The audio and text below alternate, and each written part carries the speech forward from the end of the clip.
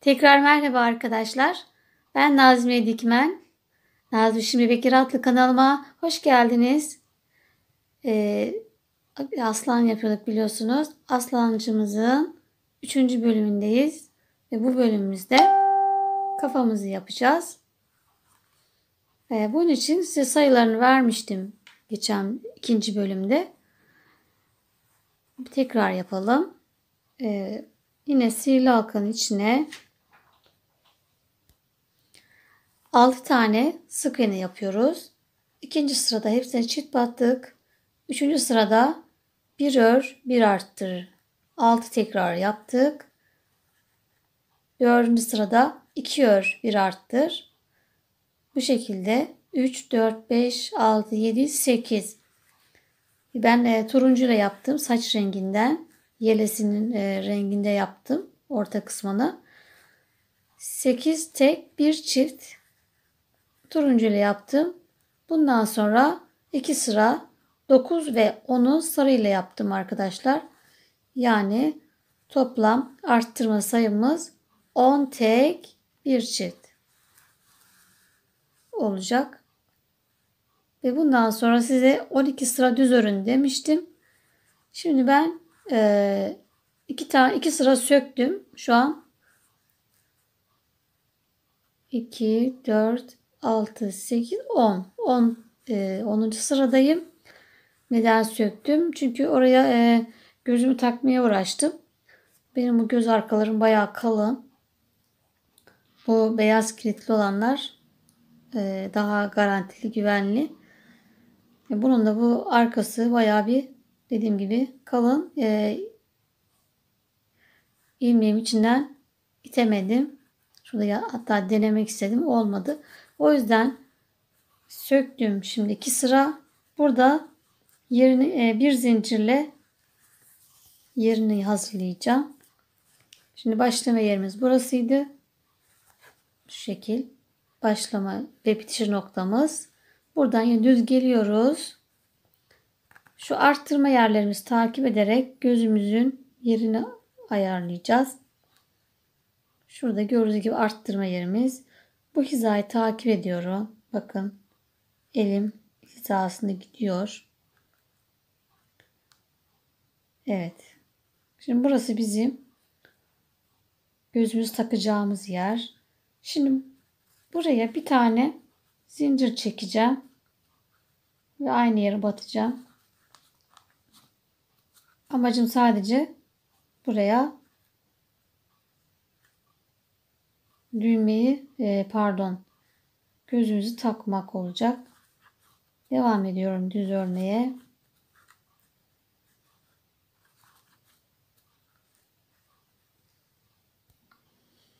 Evet, burası bir zincir çekip aynı yere batmıştım. Buradan onunla beraber 13 tane sık iğne yapıyoruz. 13 sık iğne ördüm. Eksiltme, arttırma yapmadan 2, 4, 6, 8, 10, 12, 13. Şimdi diğer gözüm yerinde yine aynı arttırma yerimizi takip edip aşağıya doğru hizasına geldim. Şimdi bunu burayı bir sökelim. Çünkü buraya bir tane zincir çekeceğiz. Biraz rahat çektim sık olmadan. Yani 12 sık iğne yaptım. 13.'ye de bir zincir çekerek battım. Sıkış yapmadım. Gayet gevşek yaptım ki rahat düğmeyi rahat takabilmek için. Şimdi bitiş yerine kadar düz öreceğim. Şimdi burada gözlerimizi hazırlayalım. Bir yandan keçemizi yapacağız demiştik. Keçemizi şöyle bir 5 kuruş yardımıyla düzgün bir yuvarlak çizeceğiz. Kurşun kalem tercihim.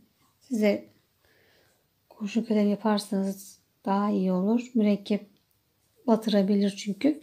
Şimdi bunu çizeceğim güzelce düzgün bir şekilde.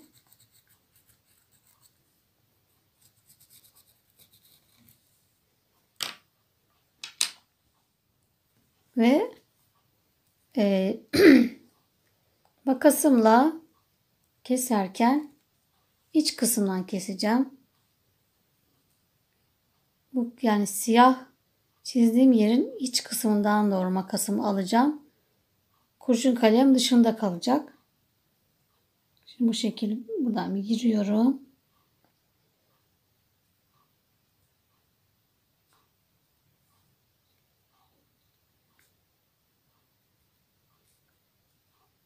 Çünkü tam siyahın üzerinden de alabiliriz ama hem de o zaman göz akım daha büyük oluyor.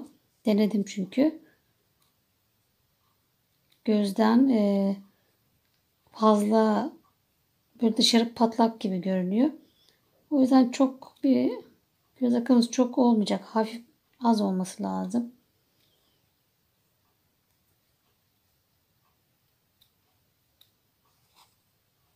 Hem de kurşun kalemimizde kirlilik yapmayacak.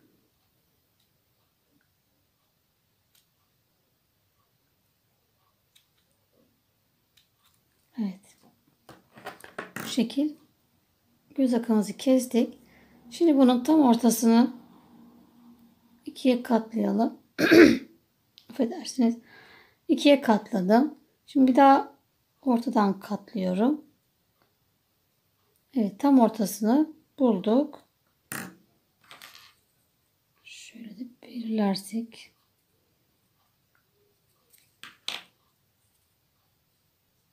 Buradan ufak bir kesik atıyoruz. Tekrar bu taraftan da bir kesik atalım.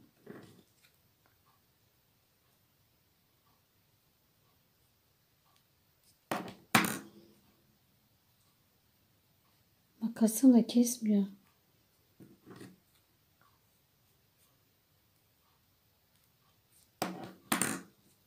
Evet. Şimdi gözümüzü içinden geçirelim. Çok da hani yırtmamaya çalışıyorum. Küçük de açmaya çalıştım.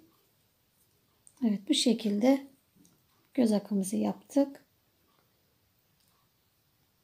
Diğerini de hazırlayalım. Evet, gözlerimizi hazırladık. Şimdi 2 sıra düz öreceğim ben. 12'ye tamamlamış olacağım. Evet, 2 sıra düz ördüm. Şimdi burası başlama yerime tekrar geldim. Burada gözlerimizin yerini belirlemiştik. Bir zincirle. Ondan sonra 2 sıra daha düz örmüştük. Toplamda arttırmadan sonra aşağıya kadar 12 sıra olmuş oldu. Şimdi burada göz altımıza 5 tane arttırma yapacağız. 5'te birinde 10 tane. Burası gözümüzü sonra takacağız. Önce bir arttırmalarımızı yapalım. Şimdi demin bir zincir çektiğimiz yer burası. Bunun hemen altı hizamız burada. Evet, buradaki ilmeğimiz arttırmaya başlayacağımız yer. Buradan bu tarafa sayımızı belirleyelim. Bu birinci arttırışımız. Bir tane düz örüyoruz. İkinci arttırışımız. Bir düz örüyoruz. Üçüncü, bir düz, dördüncü, bir düz öreceğiz ve beşinci. Şimdi 2 tane daha düz öreceğim ve arttırışlarıma başlayacağım. Nerede arttıracağımı belirlemiş oldum. Ortadaki gözümü takacağım yerden hemen altı hizasındaki yerden bu tarafa doğru arada bir ilmek atlayarak yani bir tane düz örüp bir örerek devam edeceğiz. Evet. Birinci artışımı yaptım. Yani bir ilmeğe 2 tane battım. Bir tane tek. Tekrar bir çift battım. İkinci artışım bir tek. Üçüncü arttırışım 1, 2, 3 oldu. Bir tane tek. Dördüncü arttırışım. Bir tek. Ve 5. arttırışım. Tam gözümün altındaki yer. Evet. Bu kısma 5 tane arttırma yapmış olduk. Şimdi diğer gözümde deminki belirlediğimiz yer burası. Bunun hemen altı da burası. Buradaki ilmek arada 1, 2, 3, 4, 5, 6, 7, 8, 9, 10, 11. 11 tane tek batıyorum.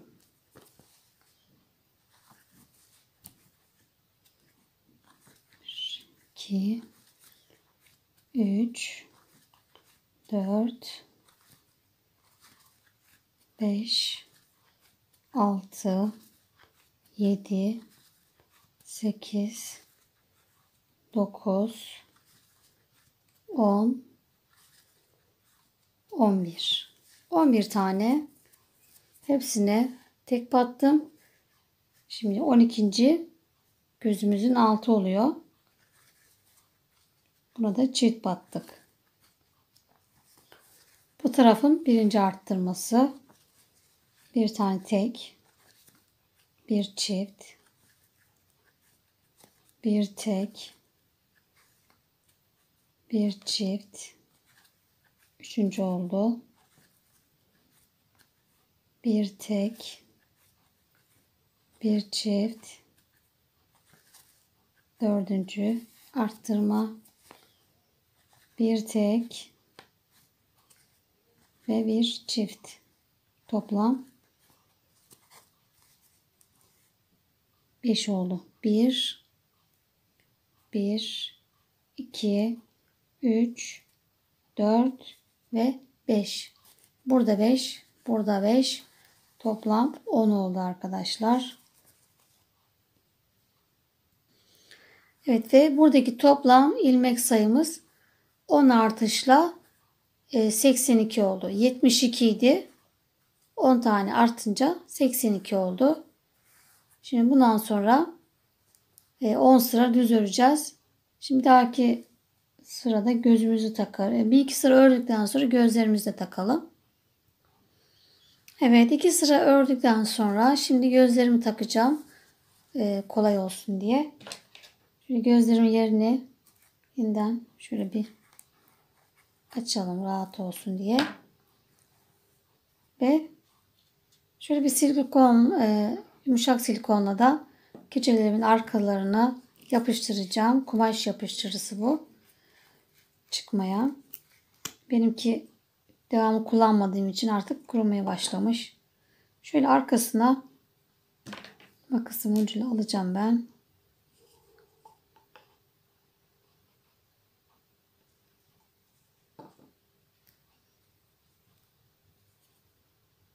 Şöyle uçlarını sürüyorum.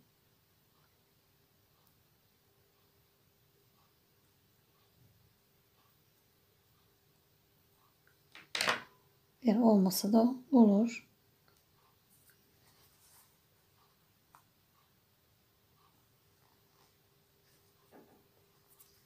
Evet.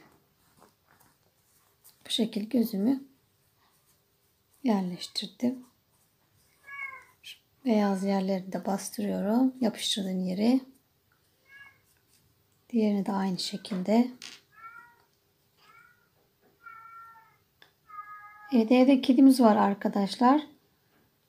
Ve şu an kızgınlık zamanı. O yüzden çok sancısı var herhalde. Hep ağlıyor. Ben de üzülüyorum ama yapacak bir şey yok. Büyük ihtimal yani bir iki ay sonra kısırlaştırabilirmişiz. Şimdi olmuyormuş.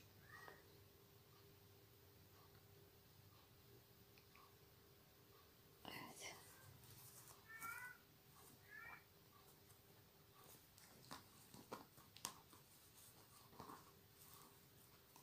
Bu şekilde bunu da yapıştırdık. Gözlerimiz hazır.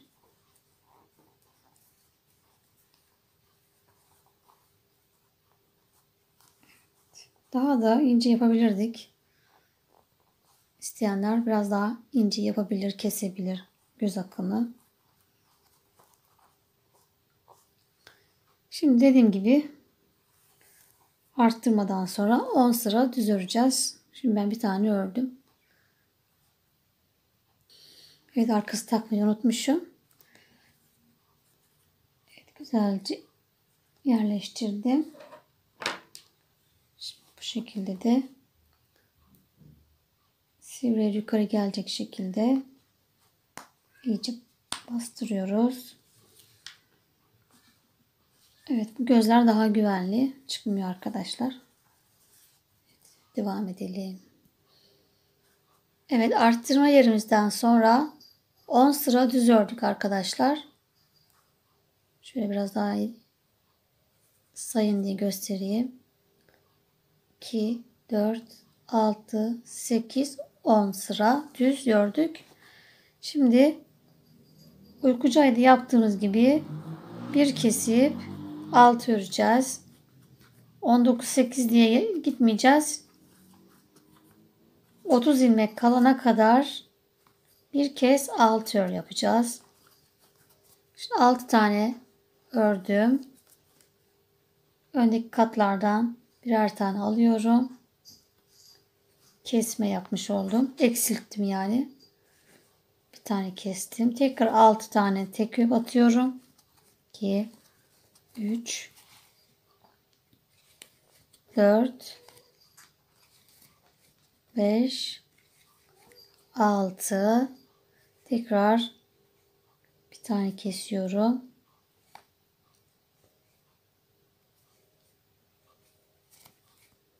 Tekrar 6 tane düz örüyorum.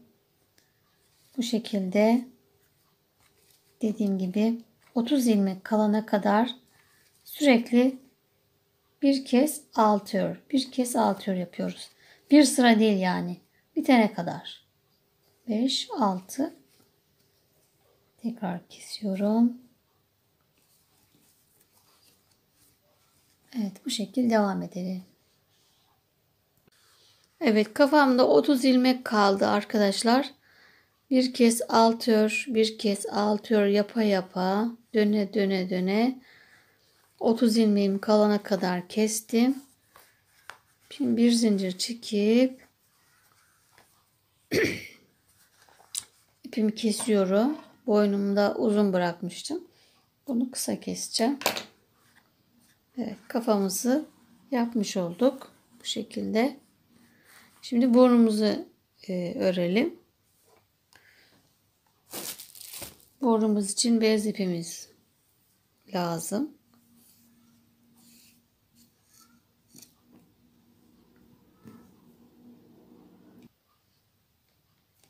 Evet, bir tane sabitleme zinciri yaptık.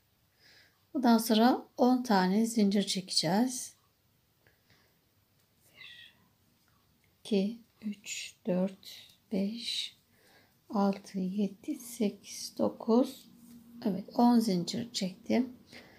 Şimdi bir tane atlıyoruz. İlk zincirimizi ikinciye 3 tane sık iğne yapıyoruz. 1, 2, 3. 3 sık iğne yaptık. 7 tane zincirimin üzerine tek batıyoruz.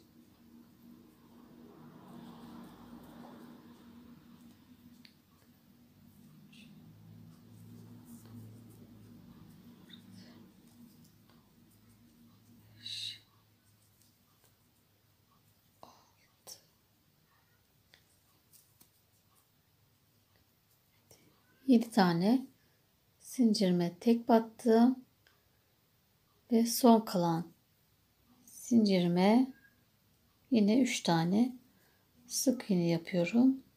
Köşemi dönüyorum.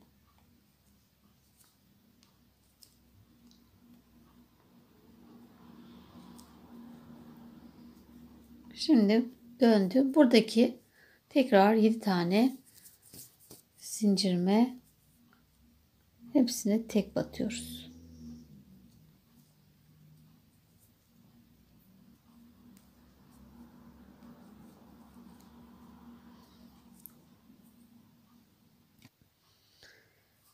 Evet. Buradaki sayımız 20 oldu arkadaşlar.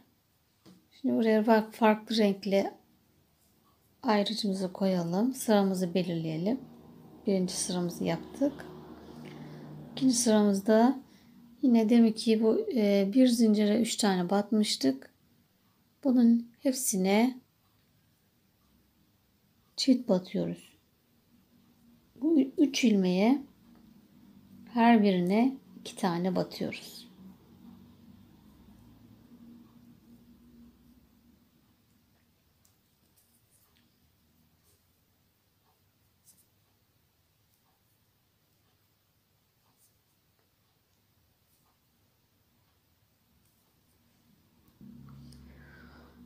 Evet, köşedeki her ilmeğime çift battım.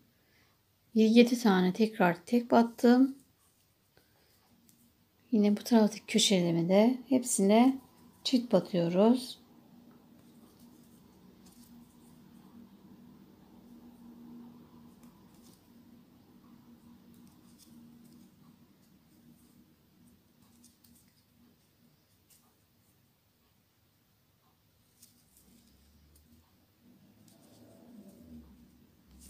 Evet, bunlar da tekrar hepsine her ilmeğe çift battık. Tekrar bitene kadar düz öreceğiz. Evet, sıra sonumuza geldik ve 26 ilmeğimiz oldu.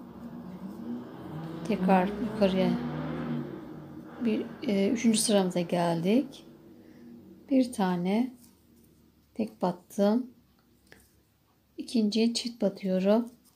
Zaten ikinci ilmeğimizde de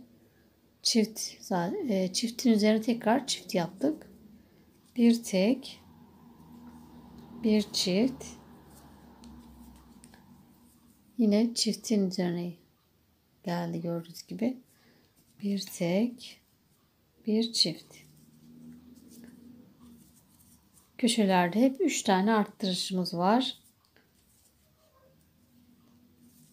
Aralar hep düz örülüyor. Sadece köşelerde arttırma yapıyoruz.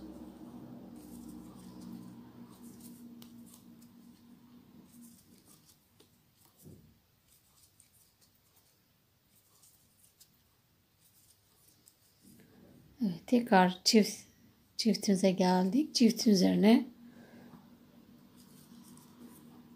2 tane batıyoruz. Çift yapmış olduk. Bir tane tek. Tekrar çift. İkinci çiftimiz bir tek, bir çift.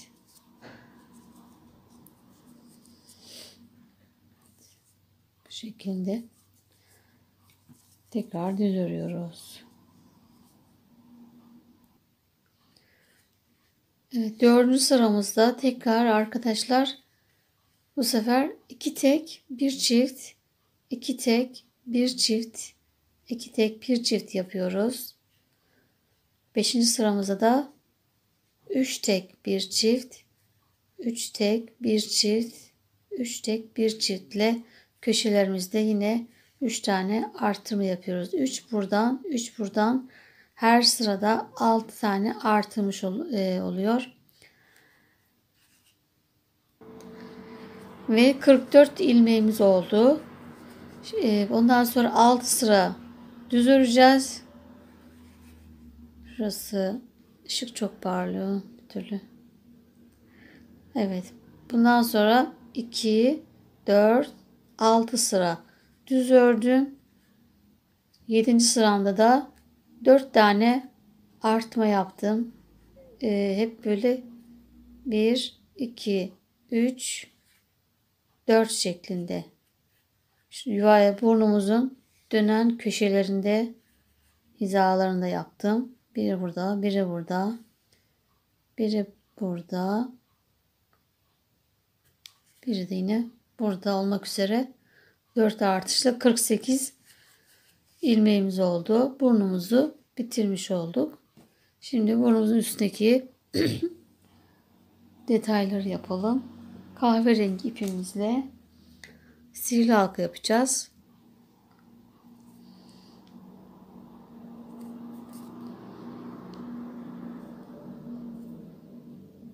Evet, sihirli halkamızı bir tane sabitleme zinciri, tekrar 2 tane sık iğne yaptım. İpimi dönüşte çekeceğim arkadaşlar. Bir zincir çekip dönüyorum. 2 tane o sık iğnelerin içine, ikisine de çift battıyorum. 2 7 4 olmuş oldu.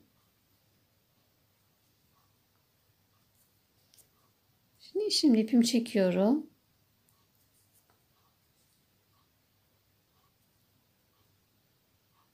Ve gelen ipimi tekrar çekeceğim. Kısa kalan ipi çekiyoruz.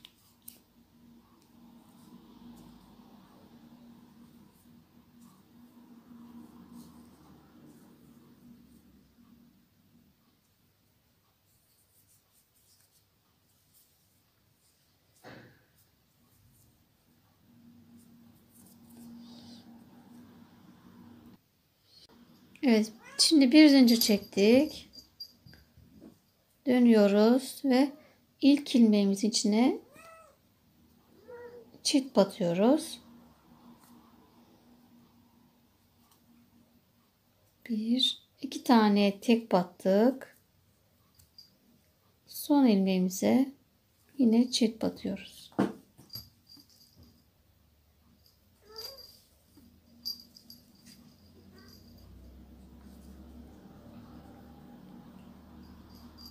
Tekrar bir zincir çektik, döndük. İlk ilmeğimize çift battık. Bir, iki, üç,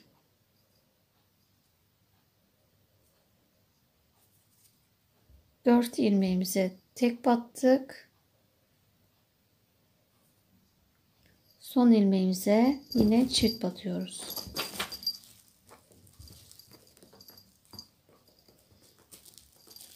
Bir zincir çektim, döndüm. Yine ilk ilmeğime çift batıyorum. Son ilmeğe kadar düz örüyoruz.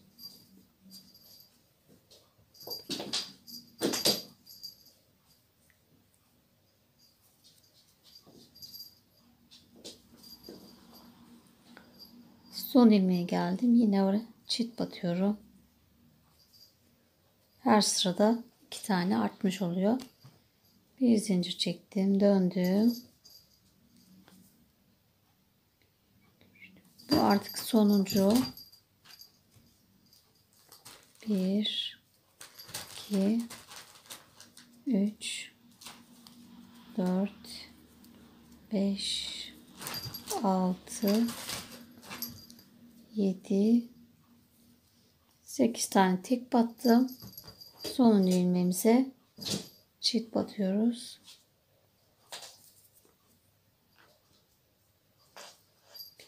2 3 4 5 6 olmuş oluyor toplam.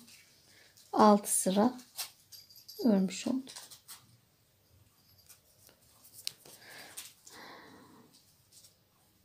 Köşeye batmak biraz zor oluyor. Buna çift battık.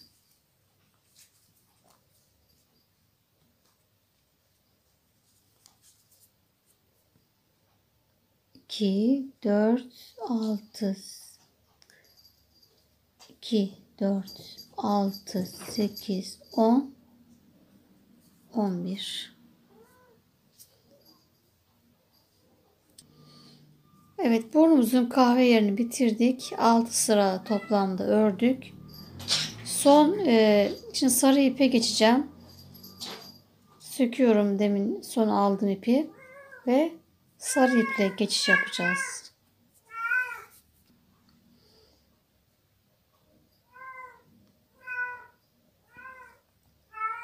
Bir zincir çekiyorum, dönüyorum ve aynı ilmeğe batarak sıra sonuna kadar düz örüyoruz.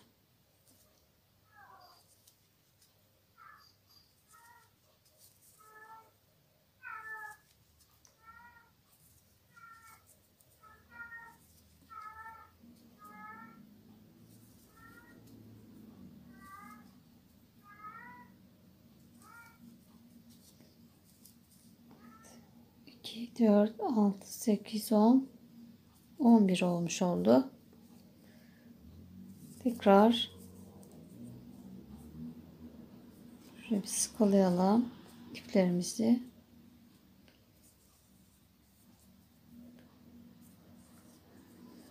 Bir zincir çekiyorum. Şöyle döneceğim. Potluk yapmasın diye, düzgün dursun diye.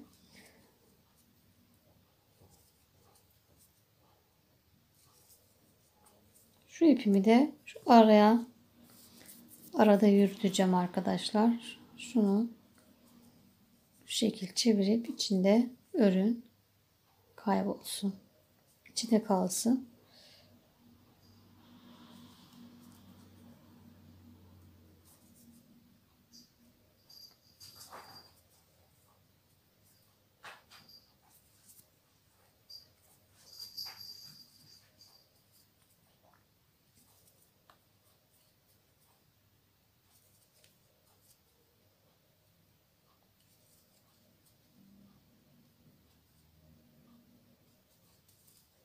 Evet, bu şekilde.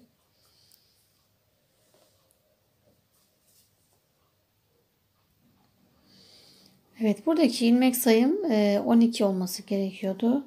O yüzden şu an 11 tane var. Şu en sonuncuya bir tane daha arttırıyorum. Ben de yani öyle çıktı. Sizin 12 çıktıysa yine 12 kalsın. Benim eksik çıktı. Belli olmasın. Şuradan yaptım. Bir zincir çektim. Dönüyorum.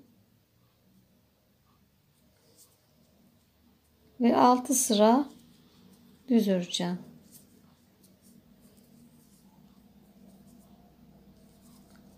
Arkadaşlar. Bu şekilde burnumuzun üstü. Toplam 12 ilmek olacak. Ve toplam sarıyla 8 sıra örmüş olacağız.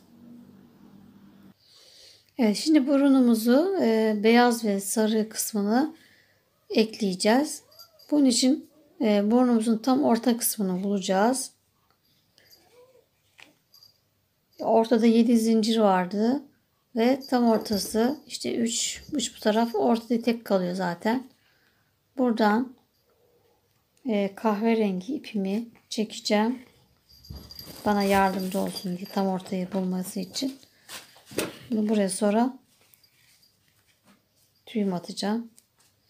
İyice çekiyorum kahve ipimi ki dediğim gibi sarı kısmını tam böyle ayarlayabileyim diye.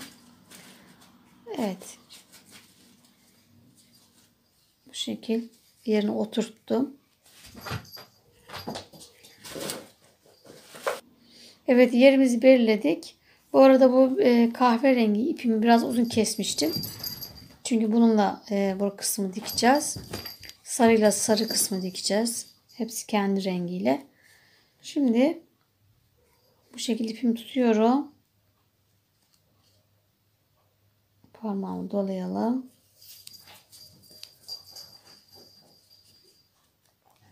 Ve hemen karşısındaki beyazımın karşısındaki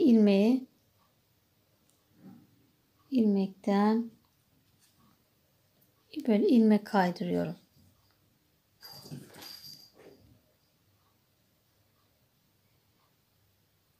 Bir sarıdan, bir beyazdan, beyazın öndeki tek kattan alıyoruz. Sarının da üstteki tek kattan alıp içinden geçirdim. Sarımın üstteki tek katı, alttaki beyazın da öndeki tek kattan alıyoruz. İçinden geçirdik. Tekrar sarının üstteki, beyazın da üstteki tek kattan aldık. İçinden geçirdik. Yani ilmek kaydırdık.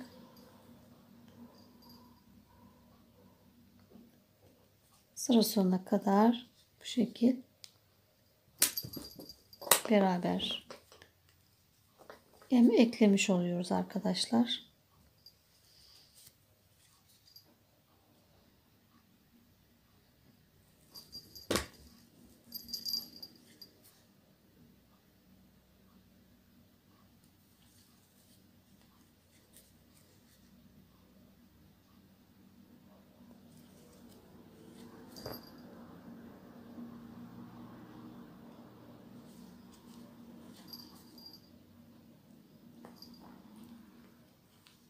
Evet, son ilmeğimizi de yaptık. Bu şekilde burnumuzu da birbirine ekledik. Bunu da böyle arkaya çekeceğiz. Birlikte dikeceğiz. Sarıyı da biraz yine uzun bırakacağım. Minnoş bırakır mısın? Minnoş çok yaramaz. Maalesef yaramazlık saati. Evet. Bu şekilde bu iplerimizde sarıyla bu kısmı dikiyoruz. Kahveyle de diğer kısmı arkadaşlar. Kafamız da burada.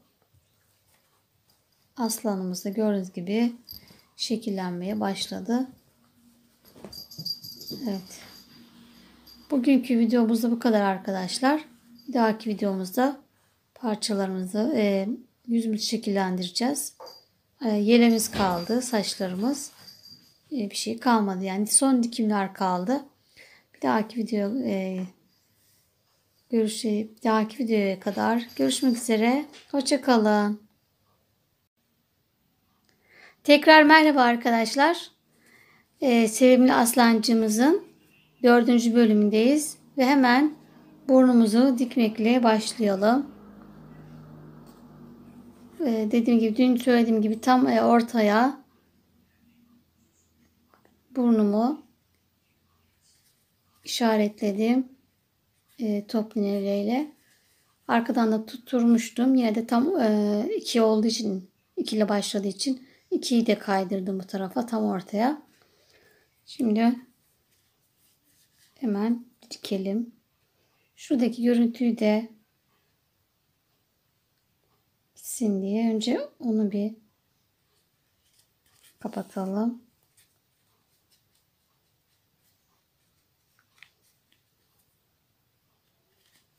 Dibinden başlayalım.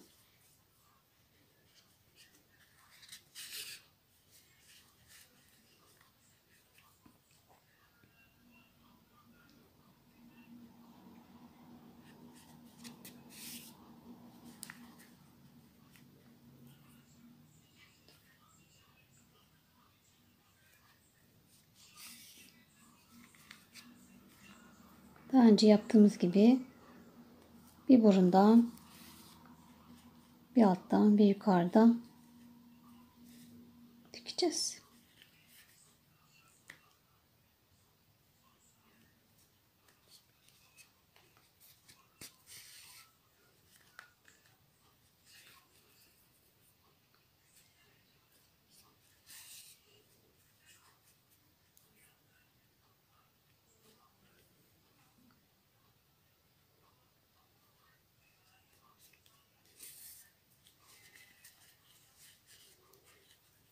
Bu şekilde devam edelim.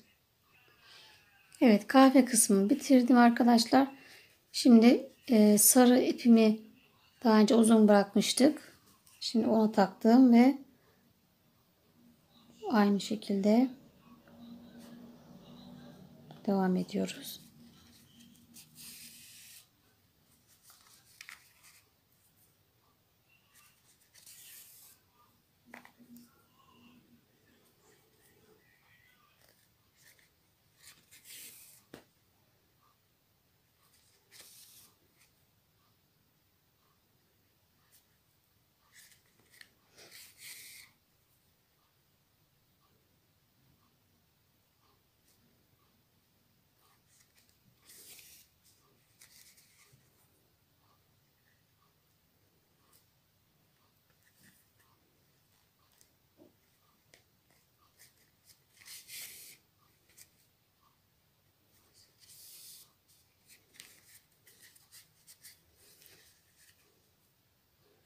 Buradan da karşıya geçtik.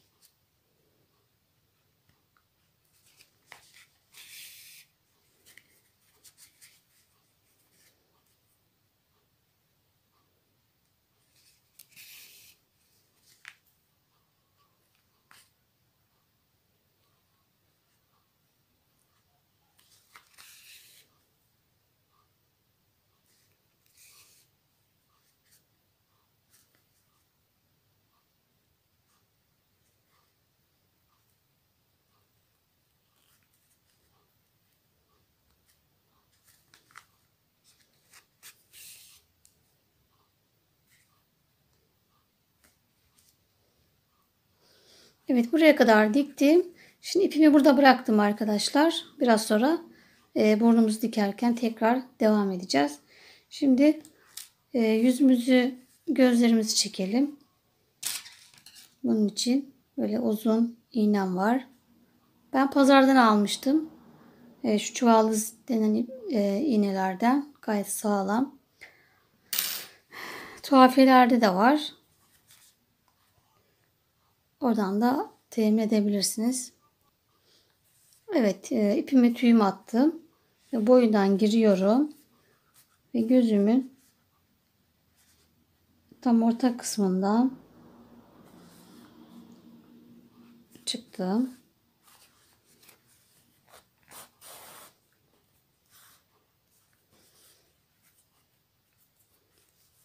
Hemen yanına battım. Karşıya geçtim.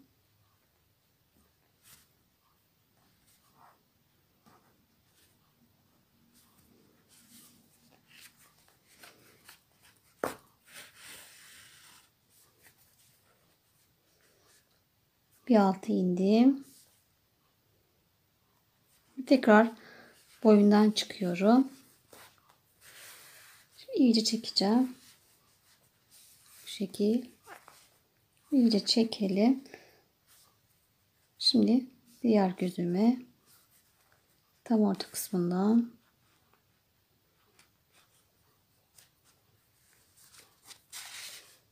bir yandan da tekrar çekiyorum. Bırakmasın diye.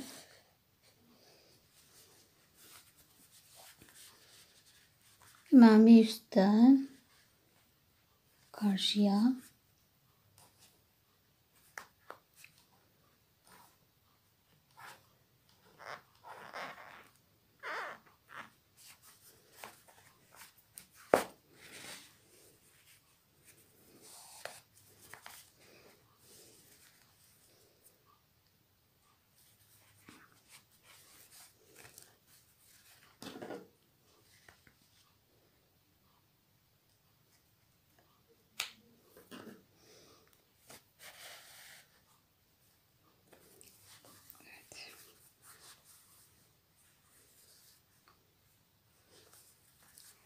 bu şekilde gözlerimizi içine çektik. Ve ipimi de hemen kafamdaki içeriden düğüm yapacağım. Buraya tutturacağım. Daha önce bağlıyorduk arkadaşlar. O biraz bırakıyor diye bu sefer bu şekil yapacağım. Bir daha.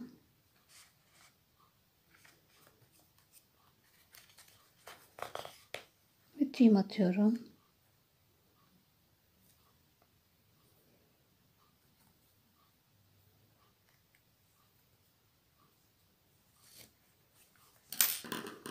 ve kestim. Evet, gözlerimizi bu şekilde içine çektik. Düğmeyle yaptığın zaman daha kolay oluyor arkadaşlar. Böyle takma gözlerde biraz sorun oluyor. Arkadaki aparat yüzünden. Ben sizde daha çok takma göz kullandığınız için ben de bu şekilde yaptım. Normalde düğme kullanıyorum ben.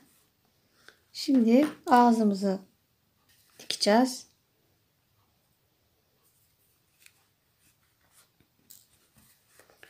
Böyle yerimizi belirleyelim. Tam iki gözümüzün ortasına gelecek şekilde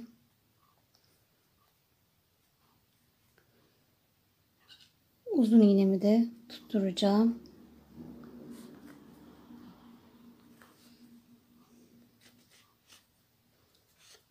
Bu şekil bana destek versin diye. Evet, şimdi önce sarıdan başlıyorum dikmeye.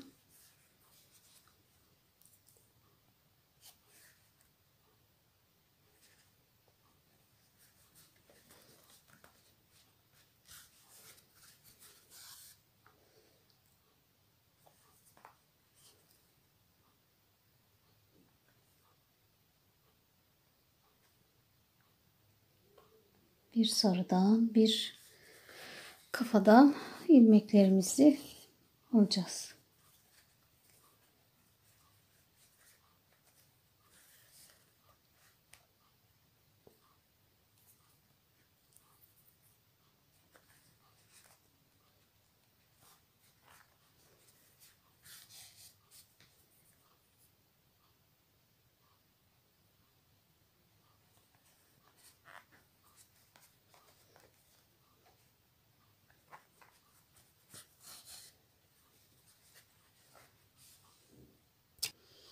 Evet, sarıyla diktim arkadaşlar ve içine tüyümledim.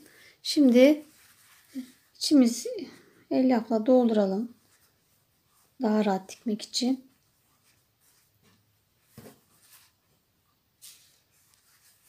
Artık beyazla dikeceğiz.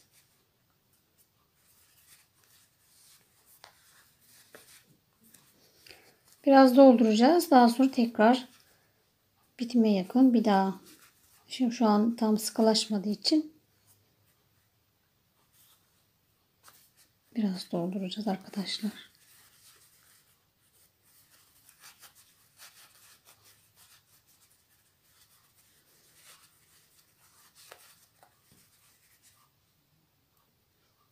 Evet, burnumu güzel doldurdum arkadaşlar. Ve yine uzun iğnemin desteğiyle tutturdum. Daha rahat dikelim diye. Şimdi ipim burada kalmıştı. Buradan devam edeceğim. Sonra karşıya tekrar geçeriz. Şimdi buradan yine boyunda diktiğimiz gibi bir kafadan bir burundan dikiyoruz.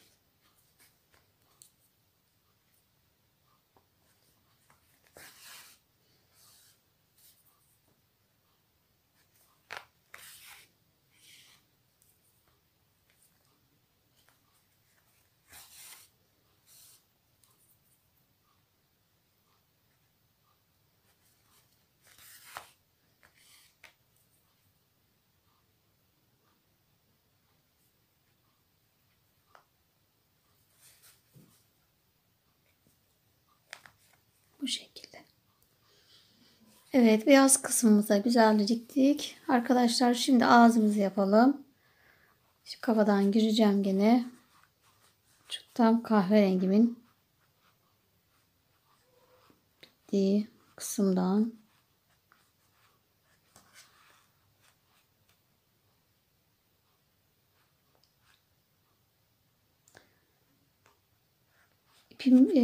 İpi çift katlı yaptım.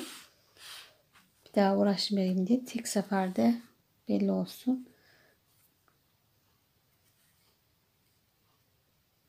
Tam ikinci sıraya yapacağım.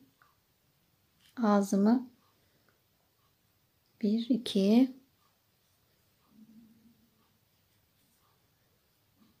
Ve şuradaki başlama yerimize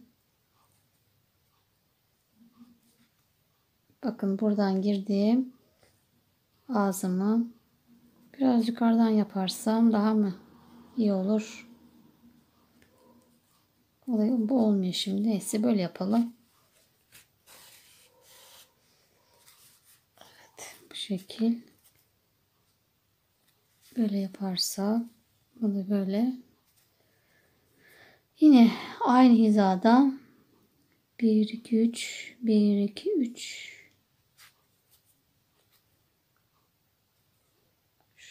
burası mı? Şurası mı? Ben tam ayarlayayım da yerini. Evet. Bu arada 1 2 3 tane delik var. Yine burada 1 2 3 hemen dördüncü. Dördüncüye batıyorum. Ve aynı yerden çıkıyorum.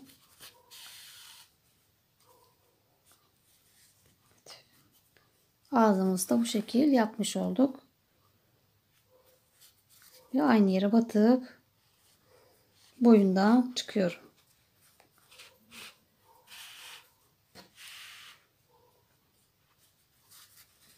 Bu şekil gülen bir yüzüm, ağzımız oldu. Ben gülen oyuncakları seviyorum arkadaşlar. O yüzden hep genelde bebek oyuncaklarıma hep gülen yüz yapıyorum. Kendim de gülmeyi sevdiğim için. Çok da gerdirmeden, çok belli olmasın diye şu kısım biraz esnettim. Şimdi burada tüyüm atıp ipimi keseceğim.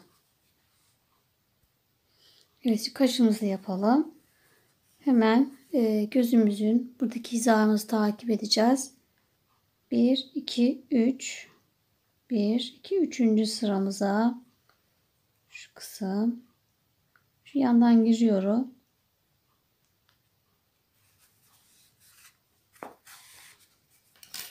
İpimi de içine itelim.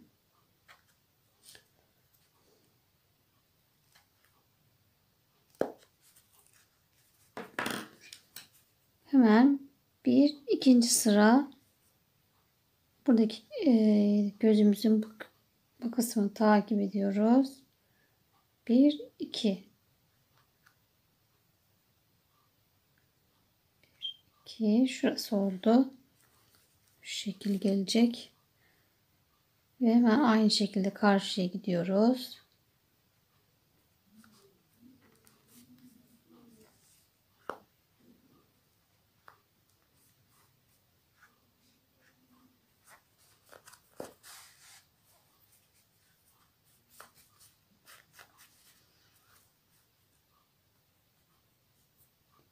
Bir, iki.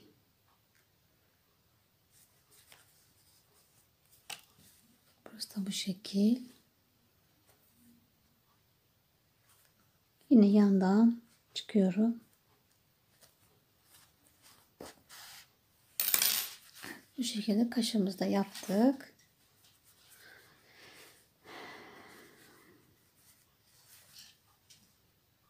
Şimdi düğümleyebiliriz. Düğümleyip ipimizi keseceğiz. Evet, yüzümüzü bitirdik. Şimdi kulaklarımızı hemen dikelim. Onun için şöyle bir önce birbirine değerleyelim.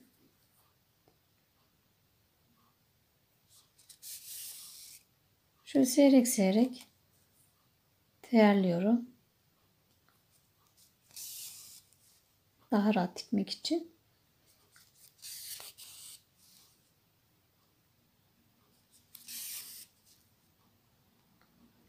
Zaten içeride kalacağı için çok görünmeyecek arkadaşlar. Uçları görünüyor zaten. Evet, bu şekilde şimdi kulağımıza şu şekil dikeceğiz. Şuradaki orta kısmını takip edip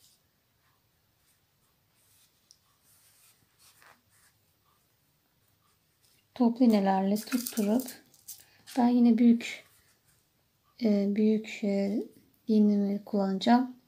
Şimdi bana şöyle destek olsun diye. Uzun olduğu için daha rahat oluyor. Bu şekilde yerimi belirledim. Şimdi deminki gibi dikiyoruz.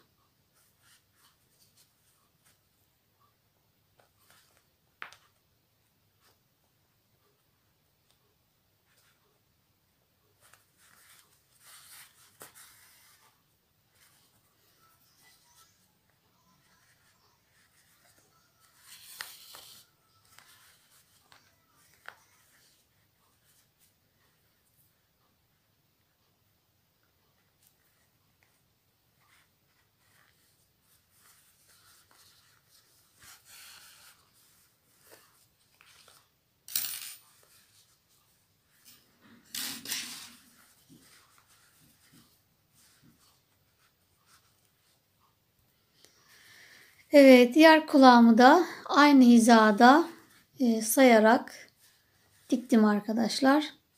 Şimdi saçlarını yapalım aslanımızın. Şöyle bir banka, şöyle bir karta ölçüm bu ne olacak? Güzelce bir dolayalım.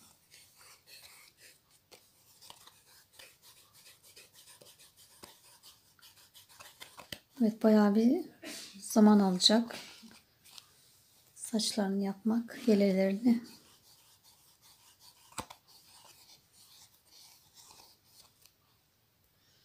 Evet, biraz doladım. Şimdi bir köşe, aynı köşeden yaptığı yer, başladığım yerden keselim.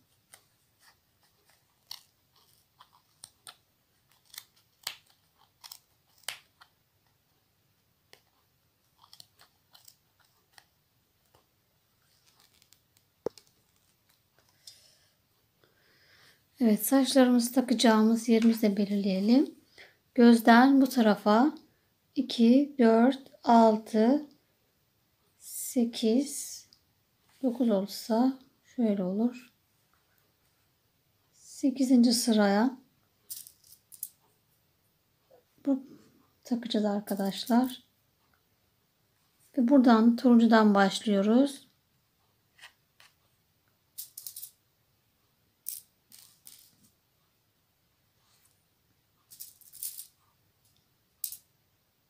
Buradan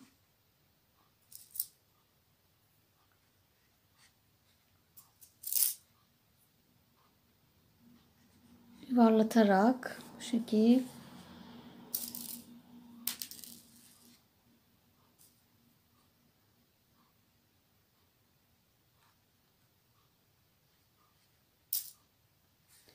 evet bu şekil yapacağız.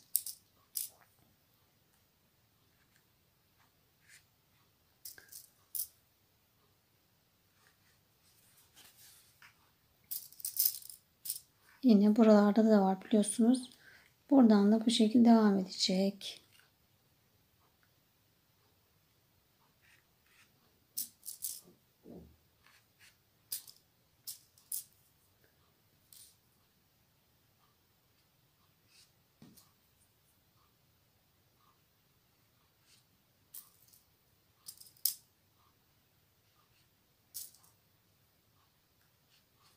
Evet. Bu şekilde takacağız saçlarımızı.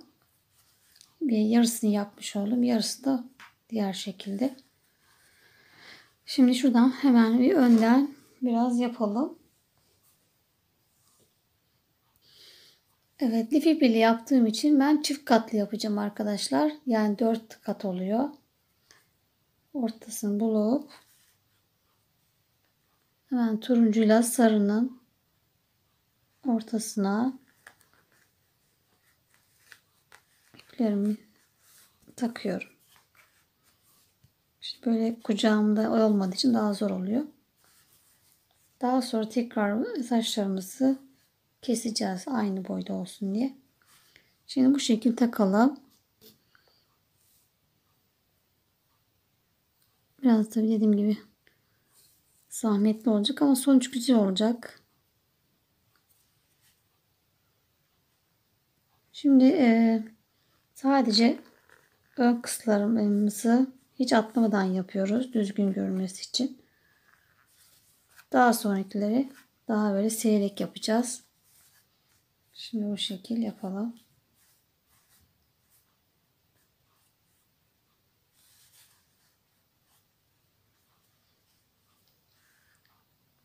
Bir dahaki sırada bir tane atlayıp bir üstü yapacağım.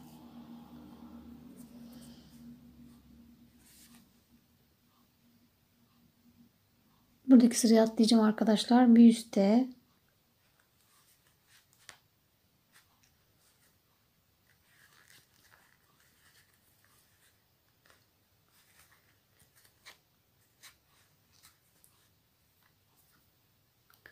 evet bu şekilde devam edeceğim. Bayağı bir zamanı alacak bir günümü herhalde. Bu saç ekmek alacak arkadaşlar. En zahmetli yeri saçları. yüz şekillendirme. Bunlar biraz bizi yoran şeyler. Yoksa tayır tayır örmesi kolay da bu dikişleri, yüz şekillendirme. Bak parmaklarımızın ucu acıyor arkadaşlar. Hep bunlar emek. Evet, ben devam edeyim arkadaşlar. Artık yarın devam ederim. Şu an geceydi. Bu bitmez çünkü.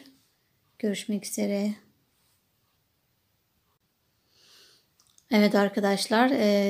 Aradan 2 gün geçti ve ben Aslanımın saçlarını bitiremedim. İşte yoğunluk yüzünden annemi acile getirdim. Kendim şu an çok şiddetli baş ağrım var. O yüzden bunu bıraktım. Önemli olan size bunu göstermekti. Yani nasıl takıldığını. Bu şekilde taktım.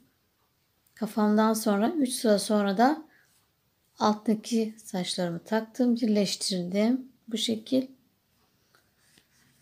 Yine kafa turuncu yerden başlamıştı. Arkayı da yine aynı hizadan devam edeceğim. Yine aynı şekil bir tane dolduracağım, bir atlayacağım, bir doldur, bir atla. Bu şekil saçlarımı takmaya devam edeceğim. Arka kısmı bir sıra atlayabilirim. Bir boşluk bırakıp bir yanındakine yapabilirim. Bir deneyeceğim.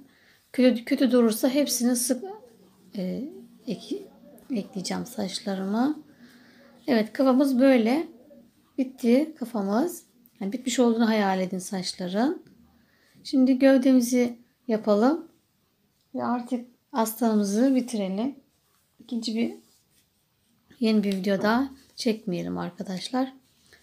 Şimdi bacağımızı ekleyeceğiz. Gövdemizi birazcık doldurduk. Böyle taş gibi de yapmadım gene.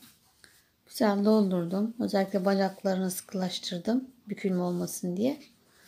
Şimdi bacağımı ekleyeceğim.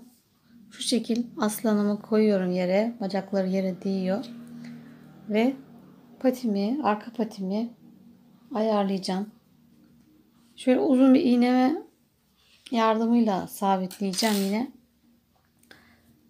Aslanın patisi de yukarı gelecek. Parmakları böyle yere değecek şekilde ayarlıyorum.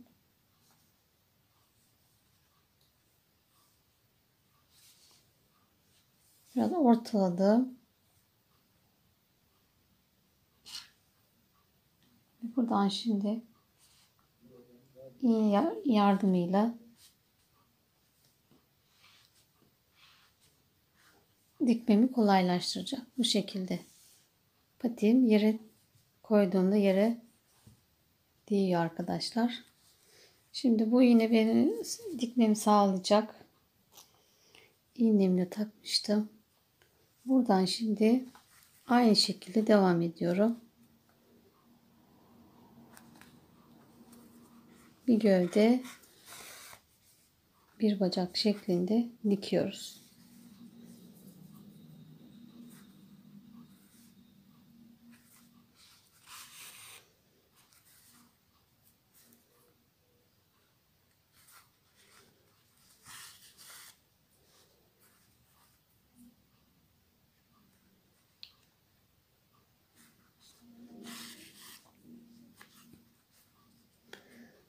Evet, biraz şu an boş. Yarım diktikten sonra tekrar elyafla güzelce dolduracağım.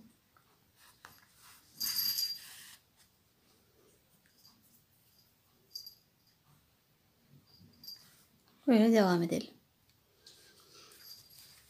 Evet, yarım olduktan sonra güzelce bacağımın içini elyafla doldurdum.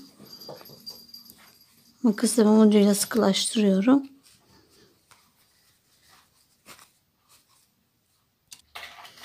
Evet, bacağımın dikimini bitirdim arkadaşlar. Şimdi bir tüyüm atıyorum. Başka bir yerden çıkarak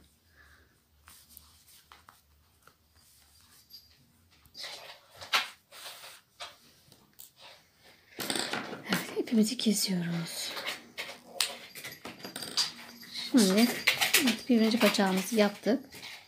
Diğer bacağımızda aynı şekilde karşı aynı hizaya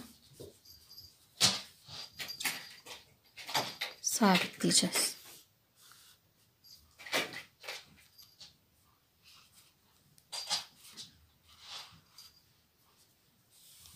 Evet, bu şekilde.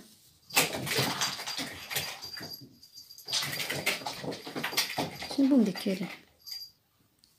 Evet, bacaklarımızı diktik. Arka bacaklarımızı. Şimdi kuyruğumuzu dikeceğiz. Bunun için kuyruğun ucunu her sıraya saçlarımı taktım. 3 sıra yaptım. İsterseniz bir sıra daha da gidebilirsiniz. Daha yoğun olsun diye. Ben de sonra tekrar gitmeyi düşünüyorum. Şimdi kuyruğumuzu dikelim. Bu şekilde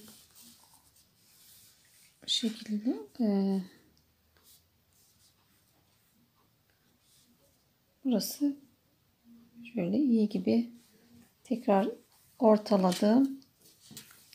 Tam ortaya şu şekil. Yine iğnemle de tutturacağım.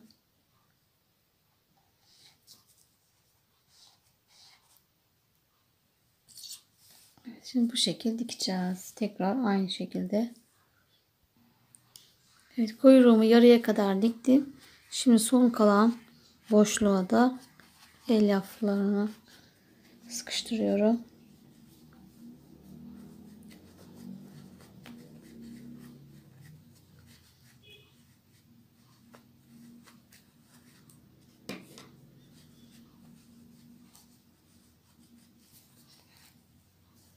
Bu kadar yeterli.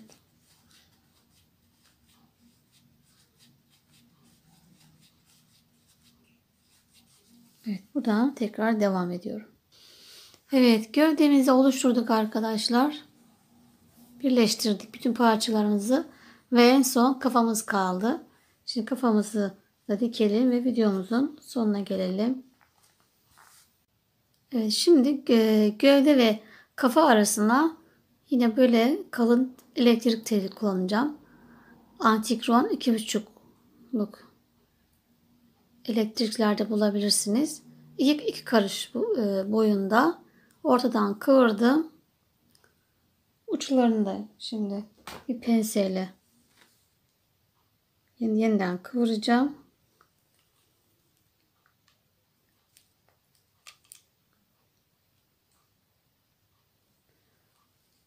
Çok sert bir tel zaten arkadaşlar. Yani bunların açılma durumu hani hiç yok gibi. Şimdi bunları biraz şöyle çevirelim.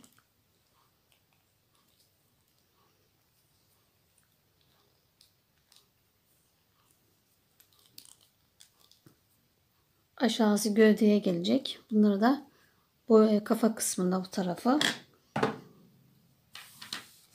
Şöyle yerimizi belirleyelim.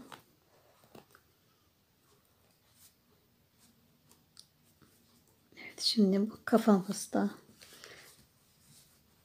yerimizi açalım. Ve bu şekilde kafama taktım. Telimi taktım. Şuradaki boşluklara da yeniden elyaf dolduracağız. Dikerken bir yandan dikelim. Dikme işlemi yine aynı. Bir kafadan bir gövdeden dikeceğiz. Şu şekil başlayalım. Tam ortalayıp bakalım.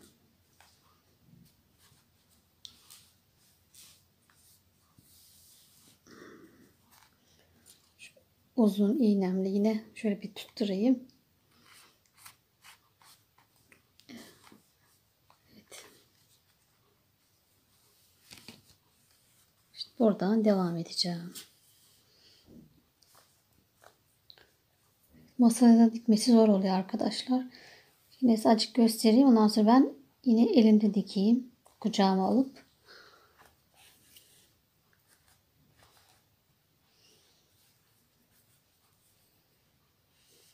Bu şekilde hemen karşı ilmekten böyle küçük küçük dikiyoruz.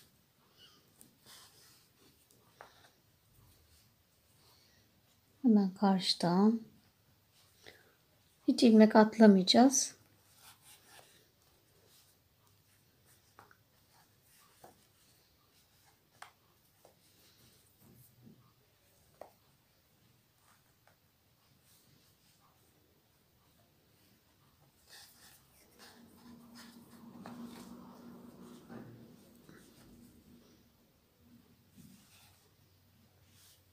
Bu şekilde devam edelim.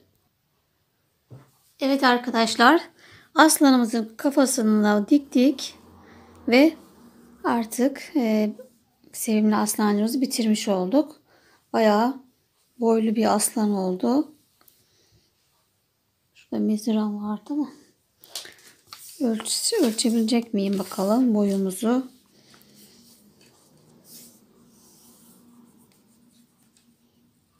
Evet, 30 santim. Boyu 30 santim. Ama sadece boyu, görüntü olarak boy. Düşünün, enine doğru da bayağı var. Bu şekilde arkadaşlar. Ben saçlarını devam edeceğim takmaya. Dediğim gibi bugün çok rahatsızdım. O yüzden bitiremedim. Sizi bekletmemek için daha çabuk sadece boyunu birleştirmeyi, bacakları ve kuyruğumuzu dikmeyi gösterdim. Bir dahaki en yakın zamanda canlı yayın yapacağım. Canlı yayında o zaman size bitmiş halini tekrar göstereceğim. Burada mesela uzun kısa olacak saçlarımız. Orada tekrar bu şekilde keseceğiz. Daha güzel olsun diye saçlarımız. Bu arada Galatasaraylı olanlar için de güzel bir hediye doğrusu. Onlar için de güzel örebileceğiniz sevimli bir aslan oldu. Evet arkadaşlar, bir tarifimizin daha sonuna geldik. Sizden ricam, lütfen yorum ve beğeni yapmayı unutmayın. Abone olma, bayağı da bir abone olmayan kişiler var, örmeyen, hem örüp abone olmayan. Çünkü istatistiklerde ben onları görebiliyorum. Yani abonem kadar daha fazlası abone olmayan kişiler örüyor. Mutlaka sebepleri vardır, hani oturmaç falan gibi. Ama bunları da bir öğrenirseniz, hani abone olarak örerseniz hem siz yeni videolardan haberdar olacaksınız, hem de benim için de emeğimin karşılığı olarak ben de daha çok keşfe ulaşacağım. Daha çok insanlara ulaşmamı sağlayacak abone sayısı. Abone olmak ücretsiz. Yani sizden bir ücret falan gitmeyecek. Bu şekilde arkadaşlar, dediğim gibi sevimli ayımızı da sevimli aslanımızı da bitirdik. Bu şekilde umarım dediğim gibi beğenmişsinizdir. Hepinizi öpüyorum. Şimdiden yeni yılınızı kutluyorum. Bol kazançlar, bol siparişler, sağlıklı yeni bir yıl temenni ediyorum. Görüşmek üzere. Hoşça kalın.